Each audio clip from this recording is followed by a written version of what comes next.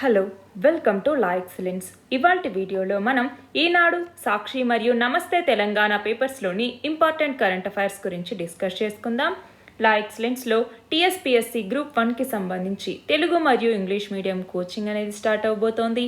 దానికి సంబంధించి interested candidates ఎవరైనా ఉంటే వాళ్ళు ఎన్రోల్ చేసుకోవచ్చు. లా ఎక్సలెన్స్ యొక్క అడ్రస్ మరియు ఫోన్ నెంబర్స్ డిస్క్రిప్షన్లో ఇవ్వబడ్డాయి. ఇవాల్టి మన ఫస్ట్ ఆర్టికల్ వచ్చేసి క్రిమినలైజేషన్ ఆఫ్ పాలిటిక్స్. మనం చూస్తే రీసెంట్గా అమికస్ క్యూరీ కంపైల్ చేసినటువంటి డేటా ప్రకారం దాదాపు 4,984 క్రిమినల్ కేసెస్ అన్నటువంటిది, అది కూడా లెజిస్లేటర్స్కి సంబంధించి వేరియస్ కోర్ట్స్లో పెండింగ్లో ఉన్నటువంటి కేసులు ఇవి. అది కూడా 2021 డిసెంబర్ 1వ తేదీ నాటికి ఇన్ని కేసులు పెండింగ్లో ఉన్నాయి లెజిస్లేటర్స్ మీద, అంటే ఎంపీ ఎమ్మెల్యేస్ మీద అనమాట. అంటే ఎంతమంది పాలిటిక్స్లో ఉన్నటువంటి వాళ్ళ మీద క్రిమినల్ కేసులు ఉన్నాయి. సరే, క్రిమినలైజేషన్ ఆఫ్ పాలిటిక్స్ అన్నాము అంటే ఏంటి? క్రిమినల్స్ పాలిటిక్స్లో పార్టిసిపేట్ చేసేటటువంటి ఆ ప్రాసెస్ని క్రిమినలైజేషన్ ఆఫ్ పాలిటిక్స్ అనేసి పిలుస్తాము. ఇది ఎందుకు జరుగుతుందంటే ప్రైమరీగా పొలిటీషియన్స్కి మరియు క్రిమినల్స్కి మధ్య ఉండేటటువంటి నెక్సస్, అంటే ఆ సంబంధం ఏదైతే ఉంటుందో దానివల్ల ఇది ఎక్కువ అవుతోంది. అయితే మనం చూస్తే దీనికి సంబంధించి representation of people's act RPA చట్టం 1951లో ఈ లెజిస్లేచర్కి సంబంధించి ఎవరైతే ఎలక్ట్ చేసేటటువంటి కంటెస్టెంట్ ఉంటారో ఆ పర్సన్స్కి సంబంధించినటువంటి డిస్క్వాలిఫికేషన్ ఏంటి అంటే, కొన్ని అఫెన్సెస్కి సంబంధించి కన్విక్ట్ అయ్యి ఉంటే వాళ్ళకి సంబంధించిన డిస్క్వాలిఫికేషన్ ఏంటి, వాళ్ళు ఎలా పోటీ చేయాలి, దానికి సంబంధించింది మొత్తం రిప్రజెంటేషన్ ఆఫ్ పీపుల్స్ యాక్ట్లో ఉంటుంది. అయితే ఇలా క్రిమినలైజేషన్ ఆఫ్ పాలిటిక్స్కి సంబంధించి రీజన్స్ ఏంటి అన్నటువంటిది మనం చూడాలి. ఏమేం రీజన్స్ ఉంటాయి? ఒకటి వచ్చేసరికి ల్యాక్ ఆఫ్ ఎన్ఫోర్స్మెంట్, అంటే మన దగ్గర చాలా చట్టాలు అనేవి ఉన్నాయి, కోర్టు జడ్జిమెంట్స్ అనేవి ఉన్నాయి, కానీ అవన్నీ కూడా వీటిని ఎన్ఫోర్స్ చేయటంలో అక్కడ హెల్ప్ అనేది చేయట్లేదు. రెండవది వచ్చేసరికి వెస్టెడ్ ఇంట్రెస్ట్ అంటే ఏంది? కొంతమంది అంటే క్రిమినల్ హిస్టరీ ఎవరికైతే ఉంటుందో అలాంటి వాళ్ళకి పాలిటిక్స్ మీద ఎక్కువగా వాళ్ళకి ఇష్టం అనేది ఉంటుంది. దానివల్ల ఏమవుతుంది? మనీని కానీ రిలీజియన్, క్యాస్ట్, లేదంటే ఇలాంటి ఏవైతే బయట నుంచి ఉండేటటువంటి ఆ వెస్టెడ్ ఇంట్రెస్ట్స్ ఉంటాయో అలాంటి వాటిని చూపించి ఓటర్స్ని వాళ్ళ వైపు తిప్పుకుని ఎలక్షన్స్లోకి, పాలిటిక్స్లోకి రావాలి అనేసి ప్రయత్నిస్తారు. మూడవది వచ్చేసరికి మజిల్ పవర్ లేదంటే మనీ పవర్, వీటిని యూజ్ చేసి పాలిటిక్స్లోకి వచ్చే వాళ్ళు చాలామంది ఉంటారు.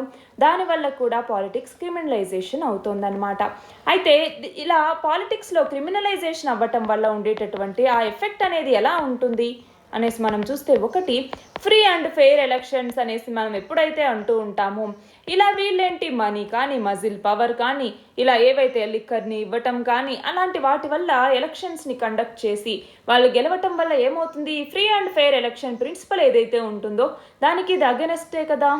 మనం చూస్తే ఫ్రీ అండ్ ఫెయిర్ ఎలక్షన్ అన్నటువంటిది ఒక డెమోక్రసీకి బెడ్ రాక్గా చెప్తూ ఉంటాము. అలాంటి ఆ బెడ్ రాక్ అన్నటువంటిది, ఆ పునాది అన్నటువంటిది బలంగా లేకపోతే దాని మీద నిలబడినటువంటి డెమోక్రసీ కూడా బలంగా ఉండదు. అంతేకాకుండా గుడ్ గవర్నెన్స్ అనేసి ఏదైతే అంటామో ఆ గుడ్ గవర్నెన్స్ మీద ఇది ఎఫెక్ట్ అనేది చూపిస్తుంది. అలాగే మనం చూస్తే పబ్లిక్ సర్వెంట్స్ ఎవరైతే ఉంటారో ఈ పబ్లిక్ సర్వెంట్స్ యొక్క ఇంటిగ్రిటీని దెబ్బతీయటానికి ఇది ఒక కారణంగా మారుతుంది. అంటే ఏంటి? వీళ్ళు వస్తారు, మాకు ఈ పని చేసి పెట్టు, నో సార్ ఇది మా ఎథిక్స్కి రాంగ్, అయినా కూడా చేసి పెట్టాలనేసి ఒత్తిడి తీసుకురావటం, అలా వాళ్ళ యొక్క ఇంటిగ్రిటీని దెబ్బతీస్తారు. అలాగే సోషల్ డిస్హార్మనీని కలుగజేయటానికి కూడా వీళ్ళు వెనుకాడరు. అంటే సోషల్ డిస్హార్మనీని కాజ్ చేయటానికి వీళ్ళకి ఛాన్సెస్ అనేవి ఎక్కువగా ఉంటాయి. ఎందుకని? వీళ్ళు డెమోక్రసీని ఒక గవర్నెన్స్ సిస్టమ్గా వీళ్ళు దాని మీద నమ్మకం అనేది లేదు. ఇక్కడ మేము ఎలక్షన్స్లోకి రావాలి, కండక్ట్ చేయాలి, మేము పొలిటీషియన్గా ఉండాలి అన్నటువంటి ఇది ఎక్కువగా ఉంటుంది. కాబట్టి వాళ్ళకి సర్వీస్ చేయాలి, ఈ గవర్నెన్స్ని గుడ్ గవర్నెన్స్ వైపుగా తీసుకెళ్ళాలి అన్నటువంటి ఆలోచన ఉండేవాళ్ళు చాలా తక్కువగా ఉంటారు. అయితే దీనికి సంబంధించి మనం ఏం చేయాలి? ఒకటి స్టేట్ ఫండింగ్, ఎలక్షన్స్కి సంబంధించి స్టేట్ ఫండింగ్ ఏదైతే ఉంటుందో దినేష్ గోస్వామి కమిటీ కానీ, ఇంద్రజిత్ కమిటీ కానీ, వీళ్ళంతా ఈ స్టేట్ ఫండింగ్ని రికమెండ్ చేయటం జరిగింది. రెండవది వచ్చేసరికి ఎలక్షన్ కమిషన్ ఏదైతే ఉందో దానిని స్ట్రెంగ్తెన్ చేయాలి. మూడవది వచ్చేసరికి ఓటరు వాళ్ళు గిఫ్ట్లకి కానీ లేదంటే మనీకి కానీ ఇలాగా వాళ్ళు వాళ్ళ యొక్క ఓట్ పవర్ని మిస్యూజ్ చేయకుండా చూడాలి, వాళ్ళకి ఆ అవేర్నెస్ని కలిగించాలి. అలాగే జ్యుడిషియరీ కూడా ఇందులో ప్రొయాక్టివ్ రోల్ని ప్లే చేయాలి. అంటే ఏదైనా జరిగినప్పుడు, అంటే పొలిటికల్ పార్టీస్ ఏవైనా రిలక్టెంట్గా ఉన్నారనుకోండి, దానికి సంబంధించి అంటే అప్పుడు మన ఇండియన్ డెమోక్రసీ మీద ఒక డెట్రిమెంటల్ ఎఫెక్ట్ అనేది పడుతుంది. కాబట్టి ఇండియన్ కోర్ట్స్ అన్నటువంటిది ఇలా ఎవరైతే అక్యూజ్డ్ ఉంటారో, క్రిమినల్ ఛార్జెస్ ఎవరి మీద అయితే ఉంటాయో, అంటే ఎవరైతే ఈ ఎలక్షన్స్లో కంటెస్టెంట్స్ ఉంటారో, పోటీ చేసేటటువంటి కంటెస్టెంట్స్, వాళ్ళలో క్రిమినల్ కేసెస్ ఎవరైతే ఉంటారో వాళ్ళని బ్యాన్ చేయటం కానీ అలాంటి సీరియస్గా దీన్ని కన్సిడర్ చేస్తూ నిర్ణయం తీసుకోవాల్సినటువంటి అవసరం అనేది జ్యుడిషియరీకి ఉంది. జ్యుడిషియరీ ప్రొయాక్టివ్ రోల్ని ప్లే చేయాలి. మన నెక్స్ట్ ఆర్టికల్ వచ్చేసి మామిడి దిగుబడికి సంబంధించి. మామిడి పండ్లు అంటే మన దేశంలో మామిడిని సాగు చేసేటటువంటి రైతులు చాలా నష్టాల్ని ఎదుర్కొంటున్నారు అన్నట్లుగా. అలాగే ఈ ఏడాది వాతావరణం అనేది అనుకూలంగా లేకపోవడంతో దిగుబడులు అనేవి భారీగా తగ్గాయి. ఇప్పటికే మామిడికాయల ధరలు అనేవి పెరిగాయి. అంటే దిగుబడులు తగ్గి రైతులు నష్టపోతూ ఉంటే అధిక ధరలతో సామాన్యులు ఇబ్బంది పడుతూ ఉన్నారు. అంతేకాకుండా మనం చూస్తే గత ఏడాది అక్టోబర్, నవంబర్ నెలల్లో అకాల వర్షాలు అనేవి కురిశాయి. దాని కారణంగా చెట్లకి పూత రావటం అనేది ఆలస్యమైంది. ఫిబ్రవరి, మార్చి నెలల్లో పూత వచ్చినా అప్పటికి ఎండలు ఎక్కువగా రావటంతో అది రాలిపోయాయి. దానికి తోడుగా తెగుళ్ల బెడద అనేది అధికం కావటంతో ఏపీ, తెలంగాణ, కర్ణాటకతో సహా దేశంలోని కొన్ని ఇతర ప్రాంతాల్లో కూడా పంట అనేది దెబ్బతింది. అలాగే తెలుగు రాష్ట్రాల్లో అయితే పూత దశలో ఉన్నప్పుడే మామిడికి తామర పురుగు లాంటివి సోకటంతో తీవ్రమైన నష్టం సంభవించింది. దాంతో రైతులకి పెట్టుబడి కూడా పెరిగింది. మరొక వైపు దిగుబడి అనేది తగ్గిపోయి నష్టాలు అనేవి పెరుగుతూ ఉన్నాయి.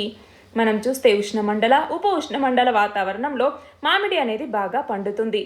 నేషనల్ హార్టికల్చర్ బోర్డు గణాంకాల ప్రకారం మన దేశంలో దాదాపు 1500 రకాల్ని సాగు చేస్తూ ఉన్నారు. దేశవ్యాప్తంగా లక్షల ఎకరాల విస్తీర్ణంలో మామిడి తోటలు ఉన్నాయి. ప్రపంచంలో మామిడి ఉత్పత్తిలో మన దేశం ప్రథమ స్థానంలో ఉంది. మొత్తం ఉత్పత్తిలో 50% పైగా ఇక్కడే పండుతోంది. మామిడి ఉత్పత్తిలో ఉత్తరప్రదేశ్, ఆంధ్రప్రదేశ్, తెలంగాణ రాష్ట్రాలు ముందున్నాయి. దేశంలో పండే మొత్తం పంటలో ఈ 3 రాష్ట్రాలే 25% వాటాని కలిగి ఉన్నాయి. ఆ తర్వాత స్థానాల్లో బీహార్, కర్ణాటక, కేరళ, తమిళనాడు లాంటి రాష్ట్రాలు ఉన్నాయి. అయితే ప్రపంచవ్యాప్తంగా మామిడి మరియు వాటి యొక్క ఉత్పత్తులకు ఉన్నటువంటి గిరాకీ దృష్ట్యా ఎగుమతులకు చాలా అవకాశాలు ఉన్నాయి. వీటి ఎగుమతుల్ని పెంచడానికి వ్యవసాయ శుద్ధి చేసినటువంటి ఆహార ఉత్పత్తుల ఎగుమతి అభివృద్ధి ప్రాధికార సంస్థ కొన్ని చర్యల్ని తీసుకుంటోంది. మన దేశం నుంచి తాజా మామిడికాయలు, వాటి నుంచి తీసిన రసం, ఇతర ఉత్పత్తులు వీటన్నింటినీ విదేశాలకు ఎగుమతి చేస్తోంది. ప్రతి సంవత్సరం ఎగుమతులు పెరుగుతూ ఉన్నా ప్రపంచవ్యాప్తంగా చూస్తే అవి చాలా తక్కువే. అంటే మామిడి ఎక్కువగా పండే ప్రాంతాల్లో వాటి యొక్క అనుబంధ పరిశ్రమల్ని అధికంగా నెలకొల్పాలి. దానివల్ల రైతులకు ప్రయోజనం కలుగుతుంది, గిట్టుబాటు ధర లభించడానికి అవకాశం ఉంటుంది. మామిడికాయల ఉత్పత్తి ఏప్రిల్, మే నెలల్లో ఎక్కువగా ఉంటుంది కాబట్టి పంట ఎక్కువ మొత్తంలో మార్కెట్కి వచ్చే సమయంలో ధరలు తగ్గకుండా ప్రభుత్వం చర్యలు తీసుకోవాల్సిన అవసరం ఉంది. ఇక్కడ క్వశ్చన్ చూడండి, షాహీ లిచ్చీకి జియోగ్రాఫికల్ ఐడెంటిఫికేషన్ ట్యాగ్ రికగ్నిషన్ని ఏ సంవత్సరంలో ఇచ్చారు? షాహీ లిచ్చీ అనేటటువంటిది మామిడికాయల్లోని ఒక రకం అనమాట. దీనికి geographical identification tag GI tag రికగ్నిషన్ని ఏ సంవత్సరంలో ఇచ్చారు? 2018లో. మన నెక్స్ట్ ఆర్టికల్ వచ్చేసి ప్రపంచవ్యాప్తంగా ఎరువుల ధరలు పెరుగుతూ ఉన్నప్పటికీ కూడా ఆ భారాన్ని రైతుల మీద వేయబోము అన్నట్టుగా కేంద్ర ప్రభుత్వం చెప్పింది. ఇందులో భాగంగానే ఈ ఏడాది ఖరీఫ్ సీజన్లో ఏప్రిల్ 1 నుంచి సెప్టెంబర్ 30 వరకు, అది ఖరీఫ్ సీజన్కి సంబంధించి, ఈ ఖరీఫ్ సీజన్లో రైతులు కొనుగోలు చేసేటటువంటి డిఏపి, ఫాస్ఫటిక్, పొటాసిక్ ఎరువు వీటి మీద మొత్తం 60,939 కోట్ల రూపాయల రాయితీని అందించబోతున్నాము అన్నట్లుగా చెప్పింది. డిఏపి బస్తా మీద సబ్సిడీని 1,650 నుంచి 2,501 రూపాయికి పెంచారు. అంటే ఇది గత ఏడాది కంటే 50% అధికం అన్నట్టుగా చెప్పటం జరిగింది. అలాగే డిఏపి ధరలు, అలాగే వాటి యొక్క ముడి సరుకుల ధరలు కూడా మనం దాదాపు 80% పెరిగినటువంటి నేపథ్యంలో కేంద్రం రాయితీని పెంచింది. దీనివల్ల రైతులకి నోటిఫై చేసినటువంటి ఫాస్ఫాటిక్, పొటాసిక్ ఎరువుల ధరలు అంటే అవి అందుబాటులో ధరల్లో లభిస్తాయి అన్నట్టుగా చెప్పింది. అలాగే న్యూట్రియంట్ బేస్డ్ సబ్సిడీ రూపంలో అంటే పోషకాధార రాయితీ రూపంలో రైతులకి ఈ ఎరువుల్ని సరఫరా చేస్తారు. అలాగే పిఎం స్వనిధి అనేసి ఏదైతే తీసుకురావటం జరిగిందో ఎవరికి వీధి వ్యాపారులకి సంబంధించి పూచీకత్తు లేని రుణాల్ని అందించేటటువంటి ఈ పథకం పిఎం స్వనిధి అన్నటువంటిది. ఈ పథకాన్ని 2024 డిసెంబర్ ఆఖరి వరకు అంటే 2024 చివరి ఆఖరి వరకు కొనసాగించాలి అన్నట్టుగా కేంద్ర మంత్రివర్గం నిర్ణయించింది. ఈ పథకం కింద ఇప్పటి వరకు 5,000 కోట్ల రుణాలు ఇవ్వాలనేసి నిర్ణయిస్తే ఆ లక్ష్యాన్ని ఇప్పుడు 8,100 కోట్లకు పెంచుతున్నట్టుగా కేంద్ర ప్రభుత్వం అంటే కేంద్ర మంత్రివర్గం నిర్ణయించింది. దీనివల్ల పట్టణ ప్రాంతాల్లోని 1.2 కోట్ల మంది వీధి వ్యాపారులకి లబ్ధి చేకూరుతుంది అనేసి అంచనా. ఇక్కడ క్వశ్చన్ చూడండి, పిఎం స్వనిధి పథకాన్ని ఎప్పటి వరకు కేంద్ర ప్రభుత్వం పొడిగించింది? ఎప్పటి వరకు? 2024 డిసెంబర్ వరకు. మన నెక్స్ట్ ఆర్టికల్ వచ్చేసి జీఎస్టీ పరిహారానికి సంబంధించి కేంద్ర ఆర్థిక శాఖ ఇప్పటి వరకు అంటే 2021-22 ఆర్థిక సంవత్సరానికి సంబంధించి 78,704 కోట్లే ఇవ్వాలి. ఇప్పటి వరకు ఈ జీఎస్టీ పరిహారం కింద 7.35 లక్షల కోట్లను విడుదల చేశాము అన్నట్లుగా చెప్పటం జరిగింది. ఈ జీఎస్టీకి సంబంధించి 5 ఏళ్ల కాలానికి మాత్రమే మేము పరిహారం చెల్లిస్తాము అన్నట్టుగా జీఎస్టీని తీసుకొచ్చినప్పుడు చెప్పటం జరిగింది. అలా ఈ 5 ఏళ్ల కాలం పూర్తయినటువంటి సందర్భంగా ఇక మీదట జీఎస్టీ పరిహారాన్ని చెల్లించబోము అన్నట్టుగా కేంద్ర ఆర్థిక శాఖ వెల్లడించింది. అంటే ఇప్పటి వరకు ఈ 78,704 కోట్లు తప్ప కేంద్ర పరిహారం రూపంలో ఇంకా చెల్లించాల్సిన పెండింగ్ ఏమీ లేదు అన్నట్టుగా స్పష్టం చేసింది. క్వశ్చన్ చూడండి, జీఎస్టీ పరిహారం కింద వివిధ రాష్ట్రాలకి ఎన్ని కోట్ల రూపాయల్ని కేంద్రం విడుదల చేసింది? అది కూడా ఇప్పటి వరకు అన్నమాట. అంటే జీఎస్టీని తీసుకొచ్చినప్పటి నుంచి ఇప్పటి వరకు ఎన్ని కోట్ల రూపాయల్ని విడుదల చేసింది? మొత్తం 7.35 లక్షల కోట్ల రూపాయల్ని రాష్ట్ర ప్రభుత్వాలకి జీఎస్టీ పరిహారం రూపంలో కేంద్ర ప్రభుత్వం అందించింది. మన నెక్స్ట్ ఆర్టికల్ వచ్చేసి బీజేపీ నేత కేంద్ర మాజీ మంత్రి అయినటువంటి విజయ్ సాంప్లా షెడ్యూల్డ్ కులాల జాతీయ కమిషన్ చైర్పర్సన్గా నియమితులయ్యారు. దీనికి సంబంధించి రాష్ట్రపతి రామ్నాథ్ కోవింద్ నియామక ఉత్తర్వులను జారీ చేశారు. 2014లో పంజాబ్లోని హోషియార్పూర్ లోక్సభ స్థానం నుంచి ఎన్నికైనటువంటి ఈయన దాని తర్వాత కేంద్ర మంత్రిగా బాధ్యతలు చేపట్టారు. ఇక్కడ క్వశ్చన్ చూడండి, షెడ్యూల్డ్ కులాల జాతీయ కమిషన్ చైర్మన్గా ఎవరు నియమితులయ్యారు? ఎవరు? విజయ్ సాంప్లా. మన నెక్స్ట్ ఆర్టికల్ వచ్చేసి రాజద్రోహం లేదా సెడిషన్కి సంబంధించి. రాజద్రోహ చట్టం రాజ్యాంగబద్ధత మీద ఏవైతే వ్యాజ్యం దాఖలైందో దానికి సంబంధించి తన స్పందనని తెలియజేయాలి అన్నట్టుగా ప్రధాన న్యాయమూర్తి జస్టిస్ ఎన్వి రమణ నేతృత్వంలోని సుప్రీంకోర్టు ధర్మాసనం కేంద్రానికి స్పష్టంగా చేసింది. వాయిదా కోరుతూ ఎలాంటి అభ్యర్థనలు కూడా చేయొద్దు, మేము స్వీకరించము అన్నట్టుగా పేర్కొంది. ఇక్కడ క్వశ్చన్ చూడండి, రాజద్రోహం గురించి తెలిపే ఐపీసీ సెక్షన్ ఏది? ఏ ఐపీసీ సెక్షన్ అన్నటువంటిది రాజద్రోహం గురించి తెలుపుతుంది? ఐపీసీ సెక్షన్ 124A అన్నటువంటిది రాజద్రోహం లేదా సెడిషన్ గురించి తెలుపుతుంది. మన నెక్స్ట్ ఆర్టికల్ వచ్చేసి మేధో సంపత్తి హక్కులు లేదా ఇంటలెక్చువల్ ప్రాపర్టీ రైట్స్ యొక్క పరిరక్షణ అమలుకి సంబంధించి అమెరికా, భారత్, చైనా, రష్యాతో సహా 7 దేశాలని ప్రాధాన్యత పరిశీలన జాబితా లేదా ప్రయారిటీ వాచ్ లిస్ట్లో ఉంచింది. దీనికి సంబంధించి అమెరికా ట్రేడ్ రిప్రజెంటేటివ్ కార్యాలయం వార్షిక స్పెషల్ 301 రిపోర్ట్ని విడుదల చేసింది. ఇందులో అర్జెంటీనా, చిలీ, ఇండోనేషియా, వెనిజులాతో కలిపి 7 దేశాలు కూడా గత ఏడాది ఇదే జాబితాలో ఉన్నాయి. మేధో హక్కుల పరిరక్షణ అమలుకు సంబంధించి ప్రపంచవ్యాప్త పరిస్థితి మీద యుఎస్టీఆర్ ఈ నివేదికని రూపొందిస్తుంది. దీనికి సంబంధించి దాదాపు 100కు పైగా అమెరికా వాణిజ్య భాగస్వాముల యొక్క దేశాల పరిస్థితుల్ని సమీక్షించింది. అయితే రష్యా మీద యుద్ధం నేపథ్యంలో ఉక్రెయిన్లో పరిస్థితి మీద సమీక్షని తాత్కాలికంగా వాయిదా వేస్తున్నట్టుగా ప్రకటించింది. అలాగే మనం చూస్తే Pakistan, Canada, Brazil, Egypt, Mexico సహా 20 వాణిజ్య భాగస్వామ్య దేశాలని పరిశీలన జాబితా లేదా వాచ్ లిస్ట్లో ఉంచింది. ఇక్కడ క్వశ్చన్ చూడండి, మేధో సంపత్తి హక్కుల పరిరక్షణ అమలుకి సంబంధించి అమెరికా ఎన్ని దేశాల్ని ప్రాధాన్యత పరిశీలన జాబితాలో ఉంచింది? ఎన్ని దేశాలు? 7 దేశాలు. అందులో భారతదేశం, రష్యా, చైనా కూడా ఉన్నాయి. మన నెక్స్ట్ ఆర్టికల్ వచ్చేసి పాకిస్తాన్ దివంగత ప్రధానమంత్రి బెనజీర్ భుట్టో తనయుడైనటువంటి బిలావల్ భుట్టో జర్దారీ ఆ దేశ విదేశాంగ మంత్రిగా ప్రమాణ స్వీకారం చేశారు. మనకు ఇమ్రాన్ ఖాన్ ప్రభుత్వాన్ని అవిశ్వాస తీర్మానంలో ఓడించి పగ్గాలు చేపట్టినటువంటి సంకీర్ణ ప్రభుత్వంలో బిలావల్ చైర్మన్గా ఉన్నటువంటి పాకిస్తాన్ పీపుల్స్ పార్టీ 2వ అతిపెద్ద పార్టీ. అలాగే తొలిసారి 2018లో పాకిస్తాన్ జాతీయ అసెంబ్లీకి ఎన్నికైనటువంటి బిలావల్కి ఇదే తొలి కీలక పదవి కూడా. ఇక్కడ క్వశ్చన్ చూడండి, పాక్ విదేశాంగ మంత్రిగా ఎవరు ప్రమాణ స్వీకారం చేశారు? ఎవరు? బిలావల్ భుట్టో జర్దారీ. మన నెక్స్ట్ ఆర్టికల్ వచ్చేసి 2023-24 కల్లా దేశీయంగా తయారైనటువంటి సెమీ కండక్టర్ల యొక్క వాణిజ్య విక్రయాలు ప్రారంభమయ్యేలా చూడాలి అన్నట్టుగా ప్రభుత్వం లక్ష్యాన్ని నిర్దేశించుకుంది. దీనిని డిజిటల్ ఇండియా RISCV అంటే DIRV అన్నటువంటి కార్యక్రమం కింద దీన్ని చేపట్టబోతున్నట్టుగా కేంద్ర ఎలక్ట్రానిక్స్ ఐటీ శాఖ సహాయ మంత్రి చెప్పడం జరిగింది. మన దేశంలో మొబిలిటీ, కంప్యూటింగ్, డిజిటలీకరణ అవసరాలను తీర్చేందుకు కావాల్సినటువంటి భవిష్యత్ తరం మైక్రో ప్రాసెసర్లను తయారు చేయటం ఈ కార్యక్రమం యొక్క లక్ష్యం.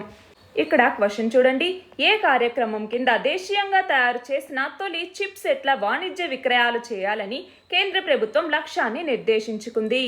దేని కింద? డిజిటల్ ఇండియా RISCV లేదా DIRV అన్నటువంటి కార్యక్రమం. మన నెక్స్ట్ ఆర్టికల్ వచ్చేసి ఉక్రెయిన్ రష్యా యుద్ధానికి సంబంధించి నాటో కూటమిలో సభ్య దేశాలైనటువంటి పోలాండ్, బల్గేరియాలకి సహజ వాయువు సరఫరా నిలిపివేయాలి అన్నట్టుగా రష్యా నిర్ణయించింది. అమెరికా సహా పాశ్చాత్య దేశాలు ఉక్రెయిన్కి మెరుగైనటువంటి ఆయుధాలని సరఫరా చేస్తాము అని ప్రకటించినటువంటి నేపథ్యంలో రష్యా ఈ నిర్ణయం తీసుకుంది. అవసరమైతే ఐరోపాలోని ఇతర దేశాలకి కూడా సహజ వాయువు సరఫరాను నిలిపివేస్తాము అన్నట్టుగా హెచ్చరించింది. అలాగే రూబులలో చెల్లింపులు జరిపేందుకు నిరాకరిస్తున్నటువంటి కారణంగా ఈ రెండు దేశాలకి గ్యాస్ సరఫరాని నిలిపివేస్తున్నట్టుగా రష్యా ప్రభుత్వ రంగ సంస్థ గజ్ప్రోమ్ అన్నటువంటిది తెలిపింది. ఇక్కడ క్వశ్చన్ చూడండి, రష్యా చమురు, సహజ వాయువు ఎగుమతుల్లో కోత పెట్టడం వల్ల ఐరోపా ఆర్థిక వ్యవస్థకి కలిగే నష్టం గురించి తెలపండి. ఎలా ఉంటుంది ఐరోపా ఆర్థిక వ్యవస్థ మీద ఉండేటటువంటి ప్రభావం అంటే ఐరోపా మాంద్యంలోకి దీనివల్ల జారుకోవచ్చు అన్నట్టుగా నిపుణులు చెప్తూ ఉన్నారు. జర్మనీకి రష్యా నుంచి ఇంధన సరఫరా నిలిచిపోతే ఉత్పత్తిలో 5% కోత పడుతుంది. దానివల్ల ధరలు అనేవి పెరిగిపోతాయి. దానివల్ల ఏమవుతుంది? నిత్యావసరాలు, ఇంధన ధరలు మరింత ఎక్కువవుతాయి. గ్యాస్ వినియోగాన్ని తగ్గించేందుకు ఐరోపా అసాధారణమైనటువంటి చర్యలు చేపట్టాల్సి ఉంటుంది అన్నట్టుగా చెప్పారు. రీసెంట్గా చూస్తే జర్మనీ అన్నటువంటిది Nord stream 2 gas pipe line అన్నటువంటి దాన్ని నిలిపివేస్తున్నట్టుగా ఈ ఉక్రెయిన్ రష్యా యుద్ధానికి సంబంధించి ప్రకటించటం జరిగింది జర్మనీ. దానివల్ల అక్కడ ఇంధన అత్యవసర పరిస్థితి ఏర్పడుతుంది అన్నట్టుగా జర్మనీ కూడా ప్రకటించింది. అయితే రష్యా గ్యాస్ వినియోగాన్ని వీలైనంత తగ్గించటం కోసం యూరోపియన్ యూనియన్ చాలా ప్రయత్నిస్తోంది. ద్రవీకృత గ్యాస్ని ఓడల ద్వారా తెప్పించుకోవటం, నార్వే, అజర్బైజాన్ నుంచి పైప్ లైన్ల ద్వారా గ్యాస్ సరఫరాను మెరుగుపరుచుకోవటం లాంటి ప్రత్యామ్నాయాల మీద దృష్టి సారించారు. అయితే రష్యా గ్యాస్ దిగుమతిని ఈ ఏడాది చివరి నాటికి 3/2 మేర తగ్గించాలి. 2027 నాటికి గ్యాస్ దిగుమతిని పూర్తిగా నిలిపివేయాలి అన్నట్టుగా యూరోపియన్ యూనియన్ భావిస్తోంది. రష్యా నుంచి దాదాపు 40% గ్యాస్ పొందుతున్నటువంటి ఇటలీ, అలాగే అల్జీరియా, అజర్బైజాన్, అలాగే అంగోలా, కాంగో, ఖతార్ ఇలాంటి వాటి నుంచి గ్యాస్ దిగుమతుల్ని పెంచుకునేందుకు యూరోపియన్ యూనియన్ ప్రయత్నిస్తోంది. ఇవాంటి మన లాస్ట్ ఆర్టికల్ వచ్చేసి కేంద్రం నుంచి 17,000 కోట్లు వచ్చే అవకాశం ఉన్నా కూడా తెలంగాణ రాష్ట్ర ప్రభుత్వం అంటే ఆ నిధుల్ని మంజూరు చేయాలి అంటే తప్పనిసరిగా రాష్ట్ర మంత్రివర్గ ఆమోదం అనేది ఉండాలి. అది కేంద్ర విద్యుత్ శాఖ యొక్క నియంత్రణ. అయితే 17,000 కోట్లు వ్యయమయ్యేటటువంటి పనులకు సంబంధించి 2 డిస్కంలు రాష్ట్ర ప్రభుత్వానికి ప్రతిపాదనలు పంపించినా కూడా వీటికి తెలంగాణ రాష్ట్ర ప్రభుత్వం ఆమోదం తెలపలేదు. దాంతో కేంద్రానికి డిస్కంలు అలాంటి ప్రతిపాదనలు పంపలేకపోవడంతో ఆ నిధులు అనేది ఆగిపోయాయి అన్నట్లుగా ఈ ఆర్టికల్. తెలంగాణకి 17,000 కోట్ల అవసరం అన్నట్టుగా డిస్కంలు కొన్ని ప్రతిపాదనలను రూపొందించటం జరిగింది. ఇక్కడ క్వశ్చన్ చూడండి, డిస్కంలో పునర్వ్యవస్థీకరణ పథకాన్ని కేంద్ర ప్రభుత్వం ఎప్పుడు ప్రకటించింది? ఎప్పుడు? 2021లో డిస్కంల యొక్క పునర్వ్యవస్థీకరణ పథకాన్ని 3 లక్షల కోట్ల విలువతో కేంద్ర ప్రభుత్వం ప్రకటించింది. నిబంధనలు పాటించి అభివృద్ధి పనులు చేపట్టడానికి డిస్కంలు ముందుకొస్తే ఈ నిధుల్ని కేటాయిస్తాము అన్నట్టుగా కేంద్రం తెలిపింది. నిన్నటి క్వశ్చన్ వచ్చేసి గ్రీన్ హైడ్రోజన్ టెక్నాలజీని అభివృద్ధి చేయడానికి L&T ఏ విద్యా సంస్థతో ఒప్పందం కుదుర్చుకుంది? ఏ విద్యా సంస్థతో? IIT బాంబే. ఐఐటి బాంబేతో ఎల్ఎన్టీ సంస్థ ఒక ఒప్పందాన్ని కుదుర్చుకోవటం జరిగింది. దీనికి సంబంధించి గ్రీన్ హైడ్రోజన్ టెక్నాలజీని అభివృద్ధి చేయటానికి, అంటే పునరుత్పాదక శక్తిని ఉపయోగించి విద్యుత్ విశ్లేషణ ప్రక్రియ ద్వారా హైడ్రోజన్ని తయారు చేస్తారు. దాన్ని గ్రీన్ హైడ్రోజన్ అంటాము. ఇవాల్టి క్వశ్చన్ వచ్చేసి, ఐటీ పరిశ్రమ సంఘం నాస్కామ్ చైర్మన్గా ఎవరు నియమితులయ్యారు? దీని ఆన్సర్ కమెంట్ సెక్షన్లో ఇవ్వండి. కరెక్ట్ ఆన్సర్ రేపటి వీడియోలో చూద్దాం. All the very best and thank you very much.